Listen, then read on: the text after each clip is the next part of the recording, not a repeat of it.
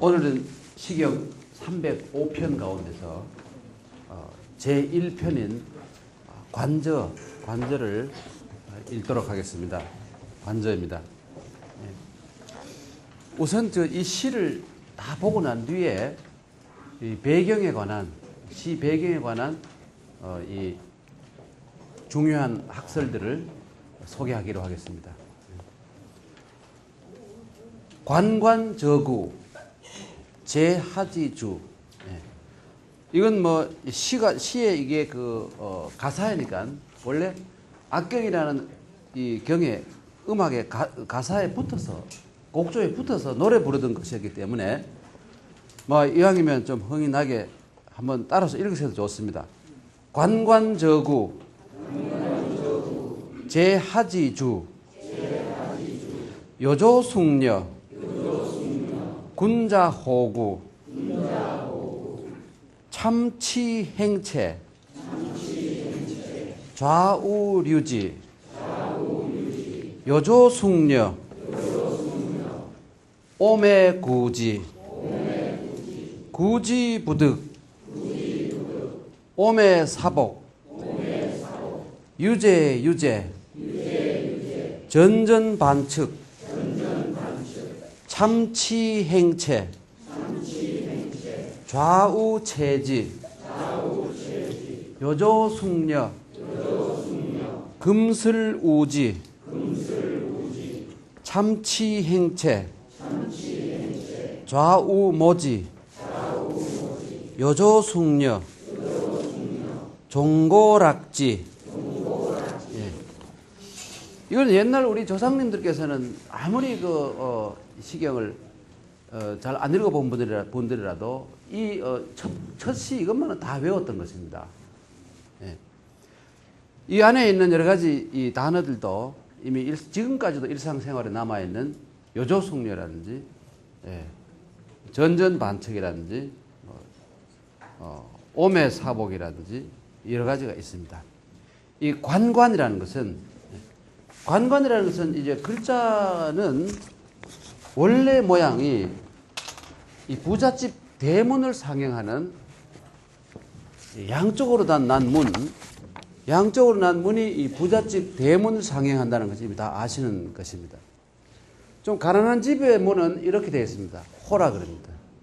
문호. 좀 가난한 집이고 부잣집이라는데 문이 물론 이보다 더 큽니다만은 우선 밑에 뭘 좀 적어 넣기 위해서 위로 약간 올렸습니다. 그리고 원래 모양은 보면 이게 청동기에 새겨진 문자의 이 관자의 본래의 모양입니다. 그 양쪽에 문이 있고 여기 뭔가 끈이나 뭐 이런 걸 가지고 묶어 놓은 장면입니다. 그래서 안에서 잠그었다는 뜻이죠. 그래서 이것이 변해서 오늘날은 이런 모양이 됩니다. 이런 모양이 되는데, 잠글 관자입니다. 이 모양이. 잠글 관자. 이게 이 모양을 여기에서 갑골문에서 전서에 와서는 어떤 모양으로 변하느냐면 약간 모양이 이 전서에 와서는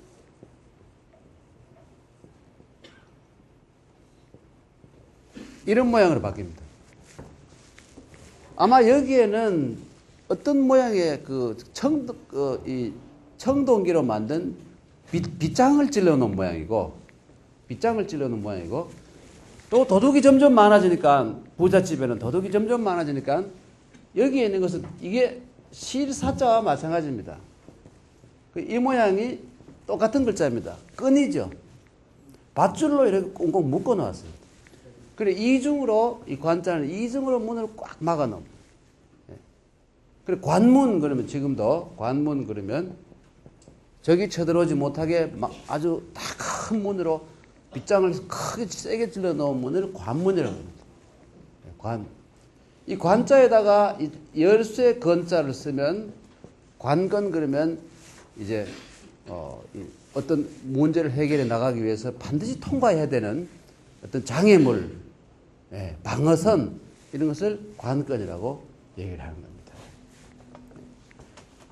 관자가 이런 모양으로 생긴 것이다. 그러면 관자의 반대말은 뭐냐? 아주 간단합니다. 이렇게 하고 말이죠. 이게 빗장을 세게 옆으로 찔러놓은 빗장이고, 그러면 이 모양이 이것을 확대된 거, 연결된 거는 마찬가지죠. 빗장이고, 왼손 오른손으로 이 빗장을 들어 올리는 장면입니다. 이 모양이 변해서 이런 모양으로 변합니다. 예. 그래서 문문자가 있고 말이죠. 이러면 열개자가 됩니다. 문을 열다. 예. 관자와 이 관은 잠그다는 말이고, 개자는 요즘은 개자의 반대 말은 이 폐자가 쓰이죠. 폐자. 닫아버릴 폐쇄하다 할 때. 예. 폐지하다 할 때. 폐. 그러나 옛날에는 이 관자가 원래는 문을 잠그다 혹은 잠그어 놓은 큰 대문, 큰 대문을 또 이렇게 말합니다. 골자입니다. 대골 할 때 골자입니다. 골이 뭐냐면 큰 대문이라는 뜻입니다. 큰 대문이 있는 집이 대골입니다. 광화문, 숙정문 뭐 이런 문들이 골이죠. 대골 안에 이제 왕이 사는 것을 얘기하는 것이죠. 골. 그래서 궁골 하면 궁자는 큰 이제 테두리 집에다가 무슨 전 이런 게 많았습니다. 이렇게 여기 여기 무슨 전각들이 많잖아요. 많은 것 중에서 다른 건 생략하고 두 개만 남은 겁니다. 원래 더 많죠. 이게 궁자입니다. 집궁자라는 거죠. 궁골 이런 글자가 이렇게 해서 생긴 글자들입니다. 이거는 여러분 많이 들어서 아시다시피 이걸 발음이 면이라 그러는데 지붕이라는 뜻을 가지고 있다. 원래는 아주 누추한 우리 백제 거기 토성 이런 데 옆에 가면 원시 시대에 살던 그 모양을 회복해 놓은 게 있죠. 그 뭐라 그럽니까 거기를? 저기 가면 옛날에 우리 조상들이 살던 곳. 그 운막지 그 모양입니다. 원래는 그것이다가 점점 이 부분이 계량 기화가 되기도 하고 뭐가 되기도 해서 이것이 출발은 여기서 시작하는데 이런 모양을 변했습니다. 이게 바로 간머리라고 부르는 건데 속말로 간머리 할 때 결국은 이게 지붕을 얘기하는 것입니다. 그러면 여기서 관관 그러면 잠그고 이런 뜻이 아니고 이거는 의성어로 쓰였습니다. 의성어라 그래서 어떤 소리와 비슷하게 이 소리와 비슷하게 소리와 말을 비슷하게 이 문자로 써놓은 것을 의성어라 그러는데 우리말은 꾀꼴 삐약 이렇게 쓰는데 중국에서는 이 할 수 없이 이미 만들어진 글자를 가지고 발음을 취할 수밖에 없어요. 그래서 관관 그러면 새가 우는 소리입니다. 어떤 소리냐면 물가에서 고기를 잡아먹고 사는 새, 산에 가면 독수리가 있고 물가에 가면 물수리라는 게 있습니다. 물수리라는 새가 뒤에 나오는데 그 새가 우는 소리가 꼬안 이렇게 들리는 겁니다. 중사하면서. 우리나라 사람이 들으면 어떤 발음으로 썼을지 모르겠습니다만은 우리나라는 별로 그 새를 못 봐서 그런지 중국 사람들은 특히 한 3,500년 전에 사람들은 그 새 울음소리를 꼬안 이렇게 들은 겁니다. 그래서 이 관자를 쓴 거예요. 후대 사람들은 착각을 일으키기 쉬우니 좀 더 다른 글자를 바꾸자 해가지고 입구자 옆에다가 이 관자를 썼습니다. 이렇게 저 관자를 쓰는 이건 관관 마찬가지입니다. 의성어니까요. 오히려 이 글자를 쓰면 더 가깝죠. 여러분이 잘 아시는 옥편에 의성어로서 이 글자를 실어놨습니다. 옥편은 중국 양나라라는 나라에 고야왕이라는 사람이 있는데 돌아볼 고자에다가 들야자에 임금왕 고야왕이라는 사람이 만든 자전입니다. 그런데 우리나라에서는 일본에서는 자전에 대명사처럼 쓰이고 있는데 사실은 고유명사입니다. 이 옥편이라는 말이에요. 고유명사예요. 그리고 옥이라는 것은 글자들을 옥처럼 생각해서 아주 귀족한 일상생활에 귀중한 옥조각 같은 글자들을 모아서 엮어놓은 책이 옥편이다 이겁니다. 이런 의미로 붙인 책입니다. 아주 독립된 고유명사예요. 그래 아십니다. 그러면 관관저구, 이 저구라는 것이 바로 물술입니다. 물술이에요. 요 옆에 보면 또 차자가 있죠. 요게 세 주자입니다. 이렇게 해서 비둘기 구자를 썼습니다. 요건 둘 다 세고요. 요 구자와 이 저자는 새 울음소리가 어떤 지역에서는 그렇게 들렸기 때문에 이렇게 붙인 겁니다. 둘 다 새 이름이에요. 저구라고 했어요. 요건 발음이 차자도 되고 말이죠. 조자도 되고 말이죠. 이런 몇 가지 발음을 가진 글자입니다. 뭐 여기 우리 여성분들이 많아서 입에 올리기가 좀 그렇습니다만은 이 차자 이것이 결국은 알고 보면 이렇게 생긴 이 남성의 성기 모양을 그대로 남성의 상징을 그대로 그린 글자입니다. 네, 남성의 성기 모양이에요. 그래가지고 이게 신과 남성의 성기를 합쳐가지고 조상조자가 됩니다. 조상이라는 뜻을 가지고 있습니다. 네. 그리고 구자는 또 비둘기도 구자라 그러는데 왜 비둘기를 구라고 그러냐면 새 가운데서 구구구구구 우리 지우지우 이렇게 운다 이겁니다. 새가. 그래서 비둘기 구자를 이렇게 만들어 놨습니다. 관관저구 제하지주. 이 하라는 것은 여기서 고유명사입니다. 물가가 아니고, 예. 그 당시에 이 선진시대의 강과 화는 하나의 고유명사를 얘기합니다. 하는 황하를 얘기하고요. 강은 장강을 얘기합니다. 장강이 6,400km 정도 됩니다. 황하는 5,700km 정도가 됩니다. 그런데 중국 문명은 사실 장강 문명에서 먼저 시작했고, 황하 문명에서 먼저 시작했고, 장강 문명이 조금 뒤집니다만, 그러나 장강은 또 황하 문명과 달리 아주 독특한 이 별개의 문화가 있었습니다. 이걸 안 지가 얼마 안 됩니다. 장강 이후에 상류 지역에, 특히 중류 지역에도 굉장히 찬란한 고대 문명이 있었다는 걸 알게 됐습니다. 북쪽에 전혀 못하지 않는, 영향을 받은 게 아니고요. 서서히 북쪽이 더 강했기 때문에, 무력이 강했기 때문에 점점 침식에 들어와서 결국은 장강 문화가 이 황하 문명에게 먹혀버리는 이런 현상이 됐습니다. 그러니까 장강 문화가 자기 문화를 잘 지키고 발전시켜 나갔더라면 남북이 서로 다른 문화가, 다른 문명권이 각계가 따로따로 존재했을 가능성이 매우 컸다는 것이 이 역사학계의 보고들입니다. 그런데 우리가 장강을 가지고 양자강 그러는데 그것은 서구 문명이, 서구가 열강이 중국을 침략할 때 상해, 양주, 진강 이런 지역, 이 장강의 하류 지역을 이제 점령하고 침략하기 시작했어요. 근데 한강도 보면 우리가 여기 사실은 남한강, 북한강이 있고, 한강 앞에도 보면 서강도 있고, 무슨 강도 있고, 여러 개 이름이 따로 있습니다. 이 단락마다 있어요. 강가를 또 호라 그래가지고 말이죠. 뭐 호라 그러기도 하고. 저기 절두산 밑에 내려가면 서강이 있지 않습니까? 한강의 일부분을 서강이라고 합니다. 그리고 이 장강이라는 것은, 이 양자강이란 뭐냐면, 여기 바다라면 말이죠. 여기 지역, 얼마 안 되는 지역, 여기를 양자강이라고 불렀습니다.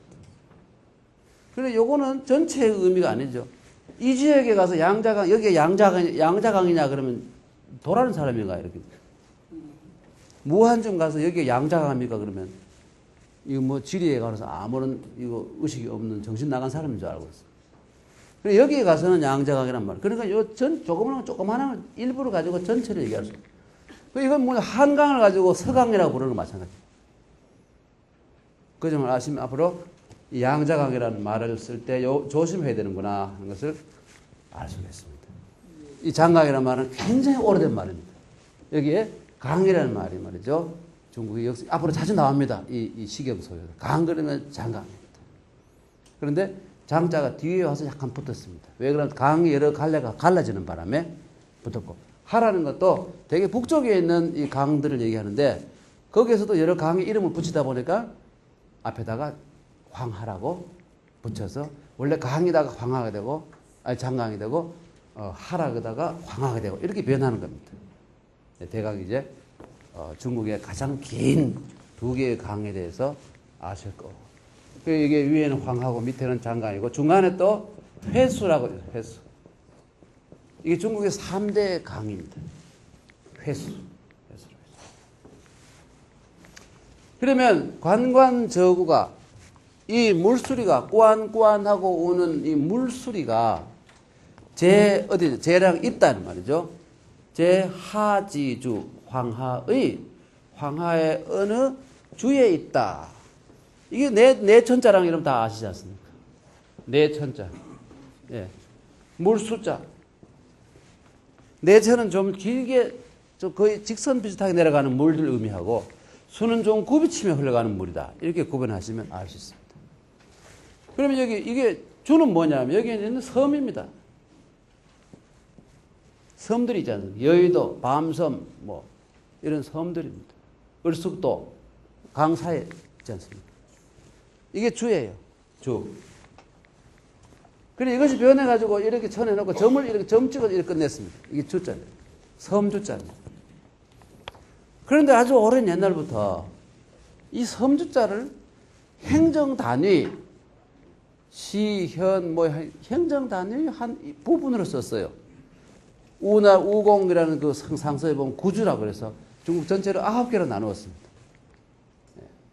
그래서 이 행정 어떤 땅 덩어리 이 지역 명칭으로 쓰이니까 우리도 청주, 충주, 뭐 광주 이 주자를 지금 우리도 쓰고 있지 않습니까?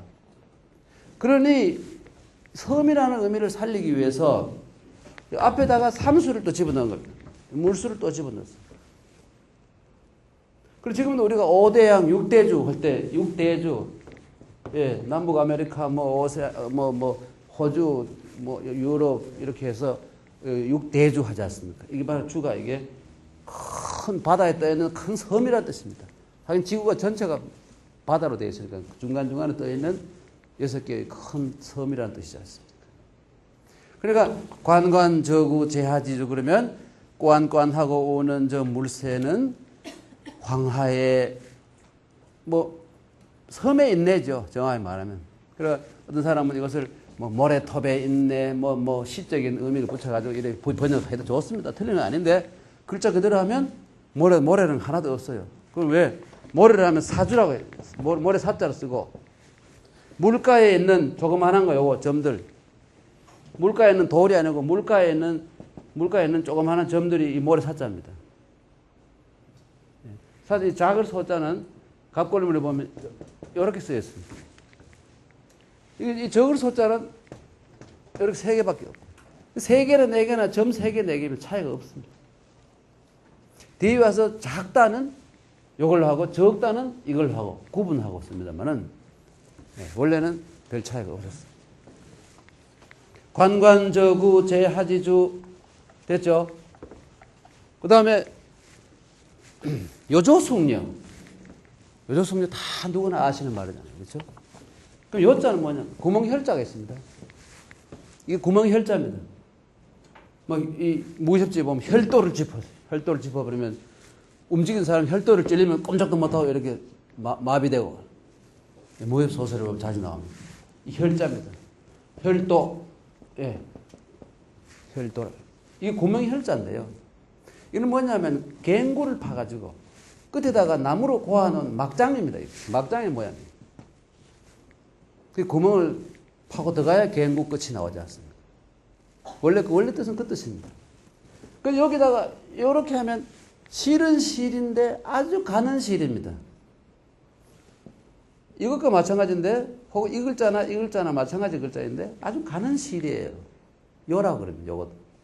그러다가 힘력자를 쓰면 힘이 아주 적다는 뜻입니다. 힘이 아주 적으니까 어린애, 유치원, 유아 할 때 유자가 힘이 아주 없는 아이, 이런 유아, 힘이 없는 아자. 그렇죠? 이 아이의 머리 모양이고 몸 모양입니다. 몸이고 머리 모양입니다.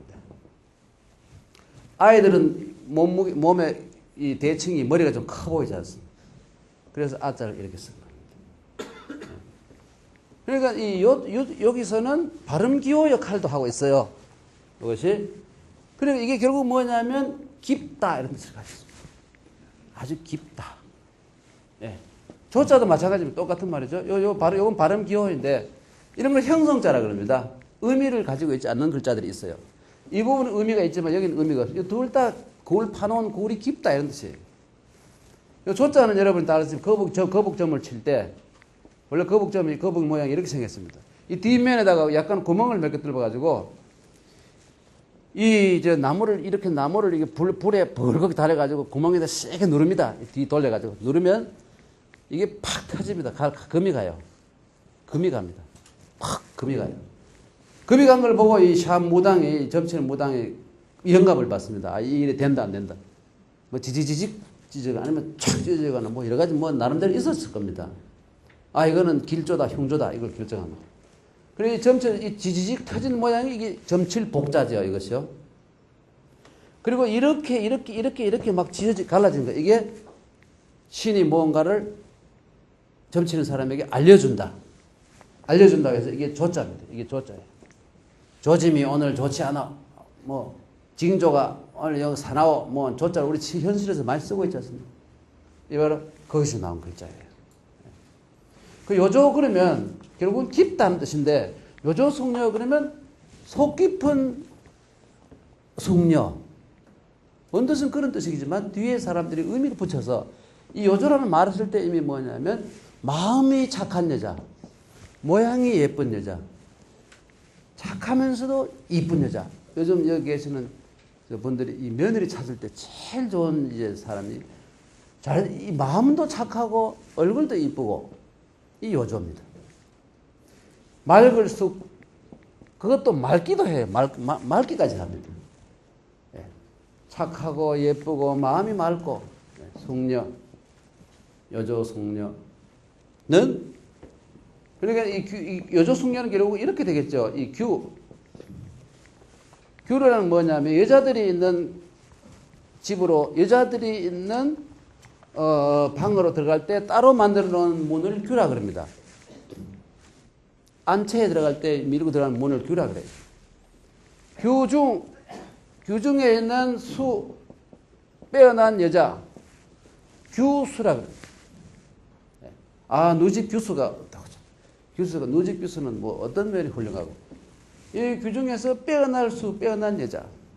그 빼어난 여자는 시집갈 나이 결혼 정년기가 된 사람들이 되게 제일 예쁩니다. 틀림없습니다. 보면 저희들 사촌 형님이 딸을 새 시집 보내는데 누가 이쁜지 몰랐다가 시집갈 나이 된 애가 제일 이쁘더라고요. 그건 틀림없는 것 같아요. 시집갈 나이 되는 여자를 과년한 여자. 아이고 제 딸이 뭐 과년했습니다. 과년한 딸이 있는데 시집갈 보낼 데가 없어서 오이 과자입니다. 이 오이 잎이고 여기 오이가 달린 모양. 이제 딸 때가 됐다. 예. 이제 수확할 때가 된 것처럼 우리 딸이 시집 보낼 때가 됐다. 예. 과년한 처녀가 뭐 이렇게 저렇게 할 때 과자 이렇게. 이 규수란 말이 나와서 참고로 좀 넣어봤습니다. 그러니까 이제 이 여조 숙녀는 군자의 호구로다. 군자. 이 군자는 원래는 임금의 아들입니다. 원래는 왕자라는 말이죠. 그런데 이것이 쓰이다가 점잖은 사람도 군자가 되고 임금의 아들이 아니더라도 제후의 아들들이나 뭐 혹은 이런 사람들도 군자라는 의미가 점점 퍼져나갔습니다. 조선 중기만 해도 선생이라는 말은 우리나라에 5명밖에 없었습니다. 퇴계 선생, 율곡 선생도 아직 선생이 아니었습니다. 퇴계 선생, 회재 선생, 한은당 선생, 야흔 길재 선생, 정몽주 선생 이 정도면 5명이면 선생이고 나머지는 선생이라는 소리 안 붙었어요. 그만치 무게를 가진 말인데 지금은 누구나 선생입니다. 아무나 뭐 어떤 사람이 선생님 이래 불러야지 뭐 여보시오 혹은 무슨 기사 양반 이래도 곤란합니다. 아유 저는 항상 선생님 저 길을 좀 가르쳐 주세요. 이런 식으로 물어야지. 이게 인플레가 참 심한 거긴 하지만 들어서 다 기분 좋은데 어떻게 합니까? 선생이라는 말이 그렇게 무거운 겁니다. 특히 안동 지역에 가면 조선시대만 해도 퇴계 선생이 돌아가시는 뒤에 한 500년 동안 어떤 비석에도 선생이라는 말을 못 썼습니다. 퇴계 한 분만 선생이고 나머지는 전부 다 공입니다. 그마치 글자 하나하나에 역사성이 있다는 걸 알 수 있죠. 그래서 이 군자라는 것은 아주 여기서는 잘생긴 사나이란 말도 됩니다. 잘생긴 사나이. 이때는 보니까 장가를 갔는지 안 갔는지 모르지만 장가 안 간 것처럼 보여요. 여기서의 군자는 군자의 호자는 여러분 설명 여자가 아기를 안고 있는 모양입니다.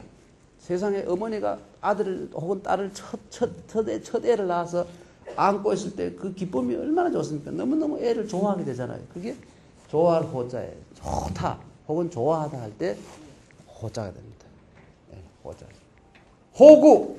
이 구라는 것은 뭐냐면 이 구자는 짝구자, 구할 구자에다 이렇게 해버리면 무엇을 모으다라는 뜻입니다. 재물을 모으다 혹은 뭘 모으다 사람을 불러 모으다. 그러면 여기서는 맞지 않는 말이죠. 그럼 뭐냐면 사실은 여기서는 이 글자가 들어가야 되는데 이 시를 쓴 사람이 발음이 같다고 해서 이 글자를 써버린 겁니다. 원래는 이게 들어가야 돼요. 이게 뭐냐면 짝이라는 뜻입니다. 이 짝필자, 배필, 배필 이 구자가 맞습니다. 혹은 이 구자와 똑같은 의미를 가진 글자가 뭐냐면 이 숫자죠. 여러분 책에 나와 있죠. 짝숫자입니다. 이건 짝수. 똑같은 글자입니다. 구자. 요즘 이 글자가 원수 이런 의미로 쓰이는 바람에 더 널리 쓰여서 이 짝이라는 의미가 조금 희석되었습니다만 원뜻이 이겁니다. 오히려 이 글자는 원수 이런 뜻으로 많이 쓰이고 있죠.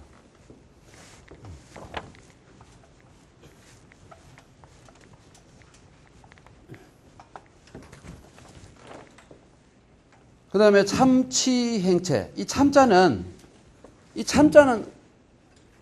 이 1, 2, 3 할 때 3의 가전자이고 이 산삼의 모양입니다. 원래 산삼을 의미하는 글자입니다. 3 유의 3 이렇게 산삼 3이죠. 그렇죠? 근데 여기서 이 글자는 사실은 이게 1, 2, 3 할 때 3의 가전자이기도 한데 이 글자에 이 3자의 가차자입니다. 이 글자를 써야 저 본 글자입니다. 그럼 이건 뭔 뜻이냐면 나무가 밋밋하게 잘 자랐다. 키가 잘 자랐다. 나무가 잘 자라. 목장모, 모양모, 목장모가 이 참자입니다. 그래서 아주 키 큰 나무고요. 이게 키 큰 나무고 이건 뭐냐면 이 나무보다 조금 작은 나무. 두 번째 차선, 최선 차선, 차상, 차하, 차등 할 때 이 차자입니다.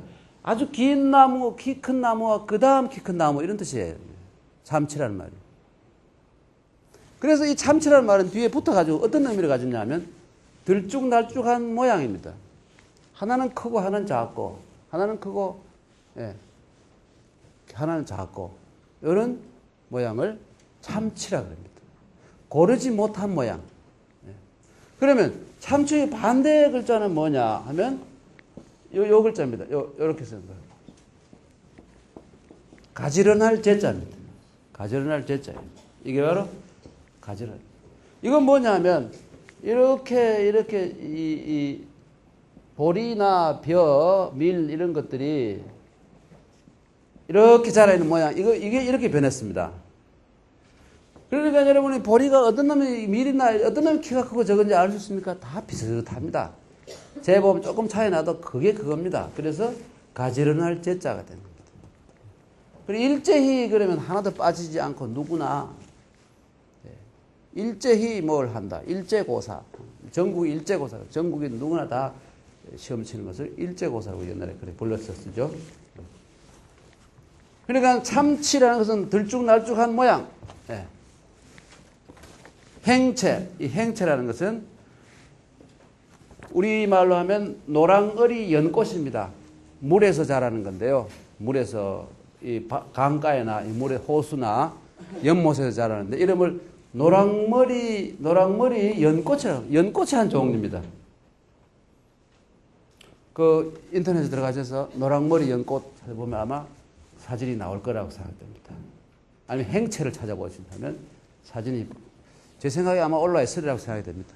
혹시 그거 안 나와 있으면 제가 가진 그 식용 식물도감에 있는 칼라로 된 걸 다음 시간에 가져와서 한번 보여드리도록 하겠습니다. 국내가 아니고 대만의 어떤 원예학을 한 사람이 식용에 나오는 식물들을 전부 다 사진을 찍어서 책으로 만든 것이 대륙에까지 퍼져서 아주 유명한 책이 있는데요. 예. 참치 행채, 예. 채자 이거 채소할 때 그렇죠? 채자입니까? 여기 나무 있죠, 나무 그렇죠? 이 나무에서 뭐 잎이나 뭐 과일 이런 것을 손으로 따다 이런 뜻입니다. 이 채자가. 그러니 여기 이렇게 이런 글자로 변하죠. 여기 위에 손입니다. 이거. 손으로 이 손조자입니다. 조 손톱조라 그러지만 사실 손으로 뭘 잡는 모양이에요. 잡을 때 손톱이 가장 중요하다고 해서 이거 손톱조자라고 부르는데요. 예. 여기 이렇게 되는 채자, 뭘 딴다 이런 뜻이죠, 그렇죠? 여기 풀초자를 집어넣습니다. 그러면 풀잎이나 뭐를 따는 모양이 채자입니다. 예. 여러분 채근담이라는 유명한 책 있죠? 예. 뿌리를 캔다 이런 말. 뿌리를 캔다 이거죠. 채근담. 다음은 말이라는 뜻입니다. 아주 어떤 말의 표면적인 의미 이런 것보다도 아주 깊이 숨어있는 깊은 의미를 감상한다. 이런 의미로 붙인 책이 채근담. 아주 재미있는 책이고 중요한 책이죠. 우리나라에서는 이 고려대학의 국문과에 계시던 조지훈 선생이 제일 먼저 번역을 해가지고 지금도 조지훈 번역이 아직 있습니다만 최고의 명번역으로 되어 있죠. 참치 행체를 좌우 류지, 좌우.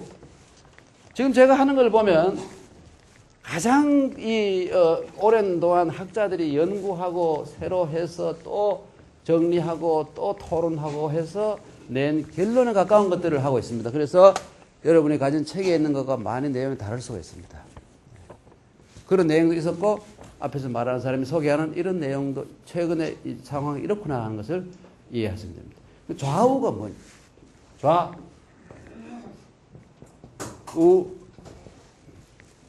이거는 뭐냐면 이 부분이 이렇게 되는 겁니다. 이렇게. 왼손입니다. 요거는 뭐냐면 이렇게 되는 겁니다. 오른손입니다. 왼손과 오른손입니다. 왼손, 오른손. 그 왼손 이렇게 되고 오른손. 이거 뭐 마치 그 구별이 안 되죠. 이 써놓고 보니까 구별이 안 됩니다. 옛날에 각골 물 때는 이렇게 해가지고 이렇게 해서 좌우라는 것이 구분이 쉽게 됐습니다. 두 개를 합치면 또 어떻게 되냐면 이걸 합쳐가지고 이 발음을 공이라고 했습니다. 두 손으로 뭘 들고 있다, 떠받치고 있다, 공자예요. 그리고 이 글자가 뒤에 변해가지고 어떤 변화냐면 어떤 물건을 두 양쪽 손으로 들고 있다. 이게 공자가 됩니다. 이런 글자로 변합니다. 그러니까 쉽게 알 수 있는데 이걸 알 수가 없어요. 그래서 어떻게 해요? 구별을 하기 위해서 이렇게 여기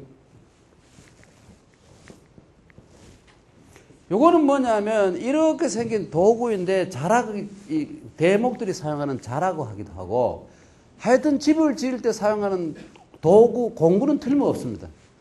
그리고 공인이라는 것은 바로 그런 것을 들고 다니는 사람, 그런 것을 쓰는 사람이라는 뜻입니다. 예. 공인 할 때, 공인. 요거는 뭐냐면 입이죠. 결국 뭐냐면 어떤 이 손과 도구를 가지고 어떤 일을 돕는다는 뜻입니다. 이 글자가. 돕는다는 뜻인데 이것을 하는 수 없이 빌려 써서 구별이 안 되니까 빌려 써서 왼쪽 오른쪽으로 써버렸어요. 이 우라는 것은 뭐냐면 손과 입으로 돕는다는 뜻입니다. 입구자예요. 이 갑골문은 입자를 항상 이렇게 씁니다만은 손과 입으로 돕는다 이런 의미가 되어버리는 거예요. 그러니 여기서는 좌우라면 왼손과 오른손으로 이런 말이 되어버립니다. 이 시경에서 왼손과 오른손으로 좌우류지. 류자는 발음이 비슷해서 원래는 이 글자를 써야 됩니다. 규자의 가차자입니다. 옛날 고대에는 발음만 비슷하면 빌려 썼어요. 흘러보낸다는 뜻이 아니고 흐를 유자가 아니고 이 규자의 가차자입니다. 빌려 쓴 글자예요. 아까 구자도 이 구자를 빌려 쓴 것과 마찬가지로 가차자가 옛날에는 참 많아요. 후세에 오면서 가차자를 가급적이면 헷갈리니까 좀 적게 쓰자는 그런 반성이 일어나서 적게 씁니다만 옛날에는 특히 갑골문으로 들어가면 가차자가 제일 많아요. 본 글자가 있음에도 불구하고 생각이 안 나거나 혹은 그 발음이 같은 글자가 더 간단하면 막 써버립니다. 시경에도 그런 현상이 굉장히 많아요. 이걸 모르면 시경을 본 뜻을 이해할 수가 없습니다. 그래서 이 왼손 오른손으로 이렇게 했어요. 그러면 이 왼손 돕다는 뜻은 어떻게 하느냐? 원래 이것은 왼손 오른손 돕다는 뜻으로 만든 글자인데 돕는다는 의미가 사라져 버렸어요. 그래서 하는 수 없이 다시 여기 사람 인자를 또 붙였습니다. 이렇게 해서 좌우 하면 이 좌우는 돕는다. 도울 우자. 하느님이 보호하사 우리나라 만세. 보호. 보좌관. 그렇죠? 도울 좌자입니다. 그러니 이제 문제가 해결됐죠.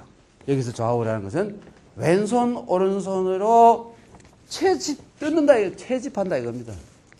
채집한다. 그럼 결국 이건 누구냐 하면 분명히 평민의 딸이 어느 날 이 노랑거리 연꽃이 핀 이 강가에서 약간 굽이 있는 만에서 그런 걸 만이라 그러죠. 강이건 뭐건 물굽이 있는 것을 굽이 만이라 그럽니다. 만이라 그래요. 예, 우리 중국 대는 높이 솟았다는 말이고 바다에서 높이 솟았다. 높이 솟아가 이런 굴곡이 있는 많이 많은 지역이 대만입니다. 한자로 지어진 거 보면 의미를 알게 되면 아주 쉽게 머리에 들어요. 이걸 줄여가지고 이렇게 만자를 약자로 이렇게 쓰고 있죠. 굽이만. 우리나라도 지금 서해 가면 많이 많습니다. 무슨 만 뭐 많잖아요.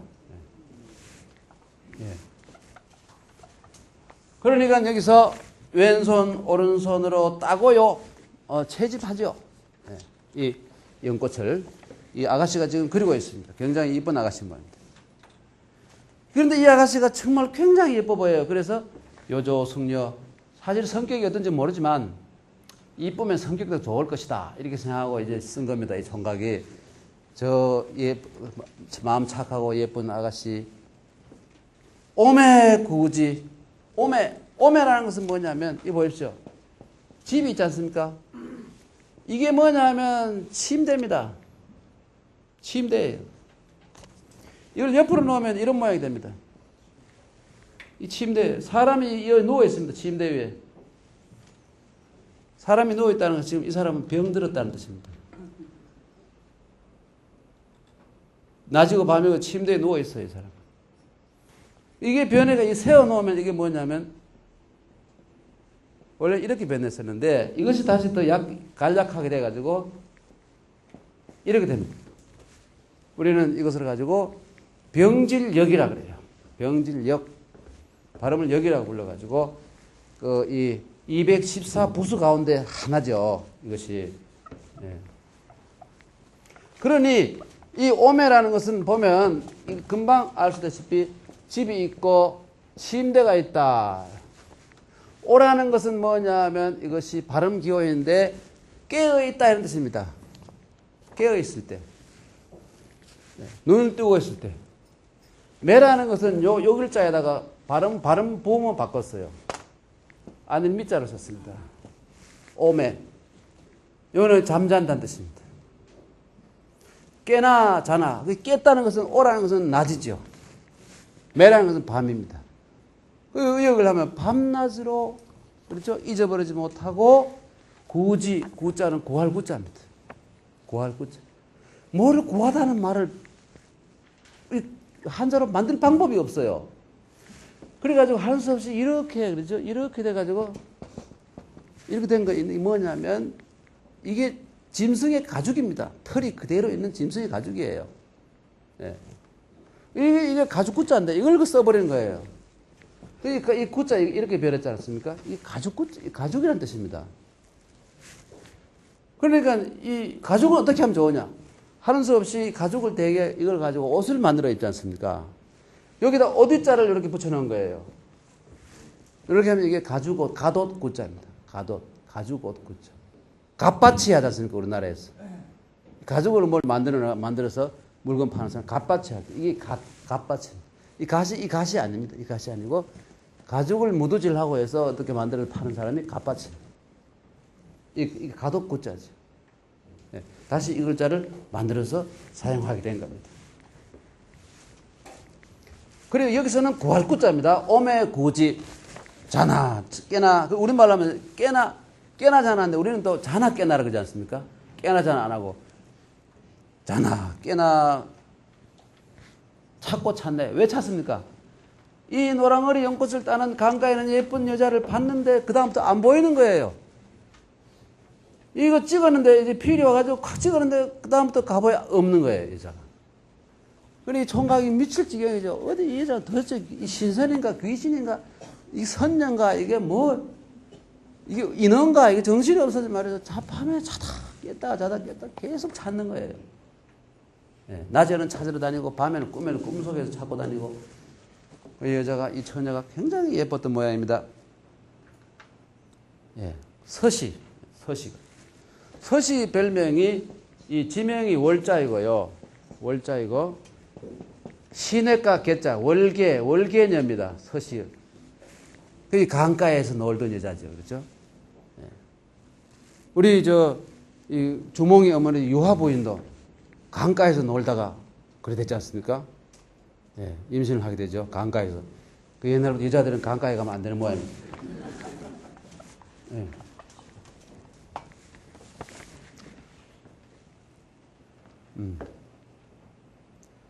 그 다음에 구지부득 이 지자는 바로 처녀입니다. 대명사예요. 그녀를 구해도 찾지를 못하네. 얻을 득자, 찾을 득자 이런 아무리 찾아도 안 보여요. 뭐 죽은 땅으로 꺼졌는지 하늘로 날아가는지 안 보입니다. 그래서 오매 사복 깨나 자나 깨나 사자는 별로 의미가 없다고 그럽니다. 두 가지 주장이 있어요. 어떤 사람은 의미가 있다는 말이고 어떤 사람은 의미가 없고 복자에 생각하다는 의미가 들어있다. 복자에. 이런 뜻으로 들어있습니다. 그런데 사복이라는 말은 그냥 우리말로 하면 사념, 그리워한다. 예. 사량, 예. 생각한다, 그리워한다. 사량. 중국 백화문에 나온 말입니다. 사량. 이것이 생각한다, 그리워한다는 뜻입니다. 이 량자가 랑으로 바뀌었습니다. 우리나라에서. 사랑한다는 말의 어원이 이겁니다. 나는 그 사람을 사랑한다. 남자끼리 사랑합니다. 동성연애자가 아니고. 그 사람을 생각한다는 뜻이에요. 그러면 이 사랑한다는 애자는 뭐냐? 원래 애라는 것은 본 뜻은 아끼다는 뜻입니다. 사랑보다 실제로 아낀다는 게 더 강하죠. 사랑은 그냥 생각하면 되는 건데 아끼는 거는 혹시 따를까, 혹시 어디 뭐 걷다가 어디 넘어질까 말이죠. 혹시 세월이 가면 피부에 주름이 갈까, 막 아까워서 막 못 사는 거. 이게 애죠. 애가 얼마나 더 강한 의미를 가지고 있습니다. 사랑, 우리는 사랑 그러면 우리말인 줄 알고 애정, 애하면 외래인 줄 아는데 그게 아니고 사랑도 마찬가지입니다. 구지부득 오매 사복. 그러니까 그 다음엔 이 사람이 누워가지고 총각이 유라는 것은 강물이 마음이 한없이 어느 곳으로 빠져드는 모양입니다. 유라는 것은 유제 유유히 흘러가는 강물 때 유유와 마찬가지입니다. 유유 끝없는 모양이에요. 심사가 복잡한 심사 화통해지지 못하고 답답한 마음이 계속 흘러가는 것. 답답한 마음이 계속 유지되는 것을 유유라 그럽니다. 그러니 제자는 의미가 없어요. 제자는 그냥 이겁니다. 중국 사람들이 이런 거 못 만들었습니다. 뭐 우리도 못 만들었지만 그렇죠? 이런 거 못 만들었어요. 그래서 하는 수 없이 그렇죠? 이런 거는 호, 이게 이 호, 제야 이런 거는 전부 다 이런 감탄사, 의문보호 이런 것들로 쓰인 겁니다. 그러니 유제 전전반측. 전전은 뭐냐면 전전이라는 건 몸을 뒹굴뒹굴 굴리는 겁니다. 잠이 올 리가 있습니까? 이리 누웠다가 저리 누웠다가 한 바퀴 굴렀다가 반 바퀴 굴렀다가 이렇게 침대 위에서 혹은 이때 침대가 없었을 겁니다. 이때만 해도 침대라는 것은 가끔 말씀드렸습니다마는 장례용 도구예요. 장례용 도구. 그러면 침대를 안 쓰고 뭘 썼냐면 대자리를 썼습니다. 대자리. 대자리가 뭐냐면 이 책이라고 씁니다. 책. 대자리 책입니다. 요즘 여러분 저 집에서 강화도 화문석으로 된 대자리 있지 않습니까? 그런 겁니다. 아마 그 당시 귀족들도 우리 강화도 화문석만한 그런 좋은 대자리를 못 썼을 겁니다. 왕골로 짜가지고 이 색깔까지 넣어가지고 참 부드럽고 바람이 땀도 잘 빨아들이는 그런 그릇은 못 만들었을 거예요. 그러나 이 책이라는 것은 분명히 그때 존재했고, 귀족들도 아마 왕도 여기서 잤을 겁니다. 그래서 이 사람이 이 대자리 위에서 그렇죠? 전전반측하고 있는 겁니다. 전전반측.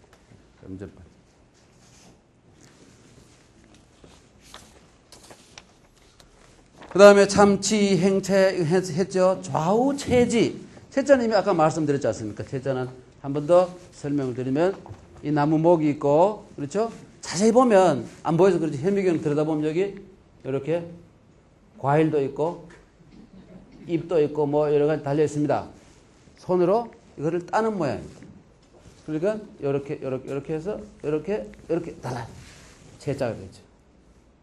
우리나라에서 왕왕 이 체자를 이 글자와 착각을 해서 잘못 쓰는 경우가 많습니다. 많이 닮았죠? 많이 닮았습니다. 이 체자이고 이건 변자입니다. 이 변은 뭐냐면 산돼지나 노루나 호랑이 같은 짐승들의 발자국 모양을 그대로 그린 것이 변자예요. 발자국 모양입니다. 발자국 모양.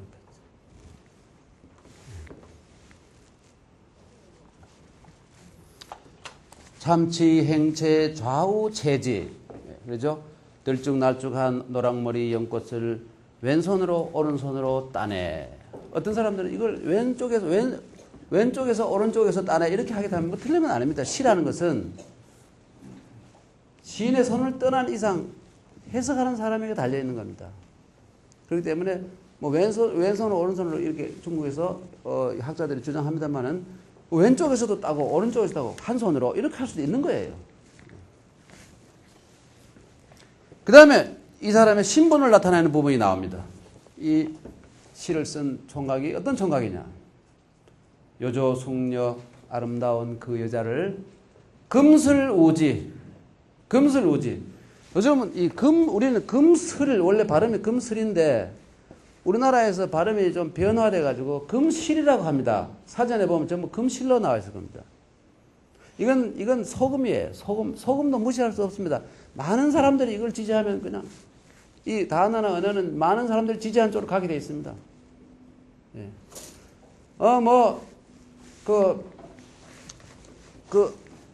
옛날에 어떤 모대학 총장하던 여자 선생님이 그 발음을 뭐라고 했죠, 선생님? 기억납니까? 뭐라고 했습니까? 그 여자 선생님이 아주 훌륭한 분, 인수위원회 위원장도 하시던 분인데. 아린지라 그랬죠? 근데 우리는 오렌지입니다, 오렌지. 투표하면 다 오렌지가 맞지, 아렌지가 안 맞아요. 그러니까 이 많은 사람들이 쓰는 걸 그대로 따라가는 수밖에 없습니다. 종속주의라고 하는데요. 그렇죠? 방법이 없어요. 네. 아린지 하지 않습니까? 아린지. 우리 오렌지인데 왜 아린지라 그러냐? 앓는 쥐란 말이냐? 이러면 곤란한 거예요. 이상한 연상을 떠올려 그러죠. 사실은 그분이 말이 맞습니다. 발음을 그래 가르쳐야 돼요. 우리가 오렌지라고 봐가지고, 미국 가가지고, 가게 가서, 백화점에 가서, 오렌지 어디 몰라고, 오렌지 어디냐고, 아무도 못 알아듣고, 그럼 못 사먹고 나옵니다. 아린지, 이렇게 해야, 아린지 저기 있다고 이렇게 되거든요. 정말입니다. 여러 애들 보면, 이거 참 이런 얘기 해야 될지 모르겠어요. 어제도 그 세계적인 유명한 이 영국의 문학 평론가가 왔습니다. 이 신문을 보고 많이 아시죠? 누가 왔습니까? 어제 아주 세계적인 유명한 분이 왔는데 영국의 문학 평론가 책을 70권이나 썼고. 네. 누굽니까, 여러분? 이거 뭐 별로 관심이 없지만 오늘 고려대학에 왔고 어제는 교보문고에서 일주일 한 5일 동안 계속 순회하면서 하는 분인데 세계적인 그 학자가 있습니다. 여러분 혹시 젊은 분들은 모르시나요? 몰라요? 그러면 안 하기로 합시다. 넘어가기로. 예. 예? 그런데 우리가 거의 이 한국교육과학재단에서 우리 대표님도 오시고 뭐 이래서 저녁을 식사를 하는데 하필이면 제가 영어도 잘 못하는 사람이 하필이면 제 앞에 앉아 있어요. 이 양반이. 상당히 난처하죠. 우리가 미국도 갔다 오겠지만 알아듣긴 좀 알아듣는데 특히 콩글리시는 잘 알아들어요. 그런데 이상하게 잉글리시가 잘 안 들립니다. 너무 굴려서 그런 것 같아요. 이쪽에 한국 교수들이나 한국에 영어 잘하는 분이 말하는 걸 알아듣는데 그 사람들이 하는 건 잘 안 들려요. 그런데 그 옆에 이 한국 어떤 그 통역하는 분이 얘기하는데 샤킹 이렇게 얘기해요. 우리는 분명히 쇼킹 이렇게 듣지 않습니까? 그러죠? 샤킹 그러니까 샤킹 그랬구나. 저게 원발음이구나 이렇게 하는 거예요. 그럼 앞으로 가르칠 때 그렇게 가르쳐야 되죠. 그 앞에 가서 쇼킹 가면 그 사람이 무슨 말인지 못 알아들어요. 중국어도 그런 예가 많습니다. 우리나라 중국 표기법 그대로 따라서 중국 사람 앞에 말을 하면 못 알아들어요. 못 알았습니다. 그 발음이 우리나라에 없는 것도 상당히 있고 해서 그런 문제가 생긴 겁니다.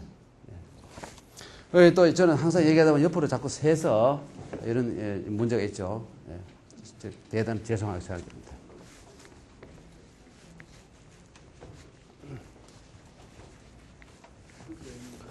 맨 끝에 보면 이 참치 행세 좌우 체지 다음에 요조승려 금슬우지. 금이 뭐죠?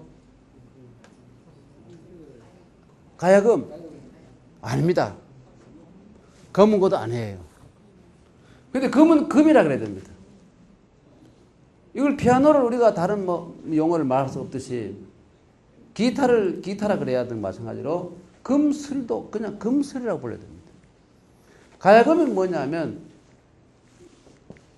이 쟁이라는 이름의 이 악기를 가지고 와서 계량한 것이 우륵 선생이 계량한 것이 가야금이고, 현금은 뭐냐면 바로 이 금을 가지고 와서 고구려 왕산악이라는 분이 줄을 몇 개 더 달고 개조한 것이 가야금, 검은고입니다.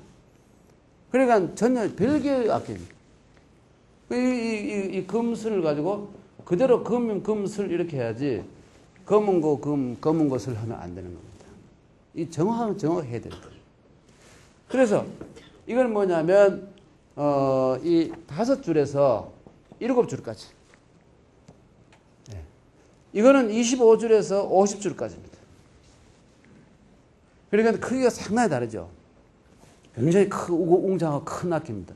50줄쯤 되는 게 얼마나 큽니까? 이건 좀 작은 거. 그런데 이것이 2개를 같이 연주를 하면 아주 조화가 잘 돼요. 그래서 이것을 남자에 비교하고 이걸 여자에 비교해서 부부간의 화합이 잘 되는 것을 금슬이 좋다. 금슬이 바로 여기서 나온 겁니다. 그러니까 이 시를 쓴 사람이 그 당시에 이미 음악에 상당한 조예가 있는 사람이죠. 그래서 이 아가씨가 만약에 나타나서 나에게 시집을 와준다면 이 금슬 같은 좋은 악기를 가지고 이 우라는 것은 친애, 가까이 하고 아껴줄 것을, 보석처럼 아껴줄 것을, 우라는 것은 친애하다는 뜻입니다. 희망사항이죠. 희망. 내가 그 아가씨가 나에게 나타나서 시집만 오기만 하면 내가 벤츠를 하나 사주고 25억짜리 저택을 하나 사주고 할 텐데 왜 빨리 안 나타나냐, 이런 뜻입니다. 이것이. 그런데 역대 학자들은 이 양반이 이 금슬과 밑에 있는 종고 이 두 가지를 보고 귀족의 자제구나 이렇게 얘기합니다. 그리고 그 다음 보면 요조숙녀 종고락지 종자는 그것도 가차자입니다, 여러분. 종자가 악기인데 실제로 종자는 이 종자로 써야 됩니다. 이게 옳은 종자이고요. 이거 대신에 여기다가 중자를 쓴 거는 뭐냐면 중자는 술잔 종자입니다. 술 마시는 술컵, 술잔 종자예요. 혹은 술을 담는 도구 종자이고 이거를 이 종자를 쓰면 이런 큰 거리에다가 이렇게 걸어 놓은 종입니다. 편종입니다. 악기죠. 악기입니다. 예. 그래서 아름다운 그 아가씨 그렇죠? 그 다음에 금슬 우지 다음에 참치 행체 좌우 모지 왼손 오른손으로 이때 모자는 이 글자의 가차자입니다. 이 글자를 써야 옳습니다. 이 글자의 가차자. 이 모라는 것은 따다는 뜻입니다. 예, 따다. 좌우 모지. 따다는 달리 말하면 이 택자 여러분 우리가 제일 선택하다 할 때 택자 이 글자가 똑같은 글자입니다. 참치 행체를 좌우 택지 체지 그러죠? 모지. 요조 숙녀 종고락지 고는 북이죠. 악기 북입니다. 북고자 이거는 설명 안 아십니다만은 다만 북이 이렇게 생겼어요. 이렇게 여기다가 이렇게 해서 또 이렇게 장식을 해놨습니다. 이것을 변해가지고 여기 보는 것처럼 이런 모양으로 변한 겁니다. 북의 모양이죠. 여기는 뭐냐? 손으로 북채를 들고 때리는 모양입니다. 북채를 친다 이런 거죠. 네. 그래서 여기에 종고락지 여기 고자 예. 손으로 막대기입니다. 막대기 들고 때린다. 원래는 이 글자 쓰면 안 되면 사진 틀린 글자입니다. 오래전부터 사실은 옆에다가 이걸 넣어야 되는데 이게 때릴 복자입니다. 이것이 몽둥이로 때린다. 이걸 가지고 등그를 문 이렇게 쓰기도 합니다.